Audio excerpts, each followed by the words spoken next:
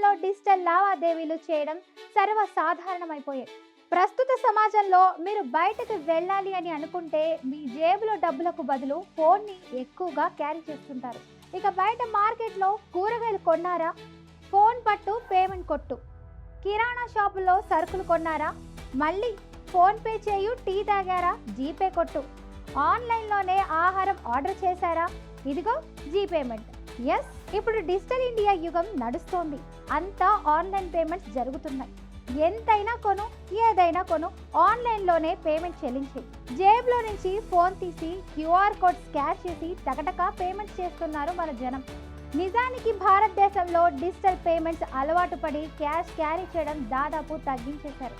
చిరు వ్యాపారి నుంచి shopping మాల్స్లోనూ UPI సేవలు అందుబాటులోనే ఉన్నాయి. అయితే బెంగళూరులోని చాలా షాపుల్లో ఆన్లైన్ పేమెంట్ను నిలిపివేసినట్టు వార్తలు వస్తున్నాయి. జీఎస్టీ నోటీసులు రావడంతో క్యాష్ రూపంలోనే తీసుకోవాలని వ్యాపారులు నిర్ణయిస్తున్నట్లు తెలుస్తుంది.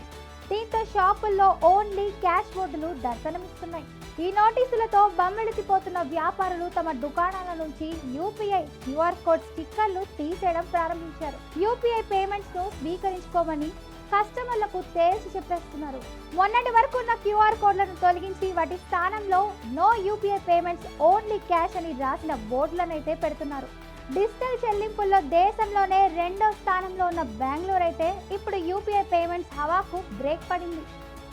ఈ ధోరణి కొనసాగితే యూపీఐ పేమెంట్స్ కు ఇది పెద్ద ఇబ్బంది అవుతుందంటున్నారు ఆర్థిక నిపుణులు.